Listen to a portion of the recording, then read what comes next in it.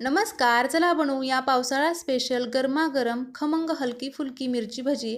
तर त्यासाठी एका बाउलमध्ये 1 वाटी बेसन पीठ घ्यायचं, 2 चमचे तांदळाचं पीठ, चिमूटभर हळद, चवीनुसार मीठ, अर्धा चमचा ओवा क्रश करून टाकायचा. आता थोडं थोडं पाणी टाकत पीठ व्यवस्थित असं भिजवून घ्यायचं. जास्त घट्टही भिजवायचं नाही किंवा जास्त पातळही भिजवायचं नाही. पीठ भिजवून 5 मिनिट साईडला ठेवून द्यायचं. तोपर्यंत हिरवी मिरची कट करून घेऊ.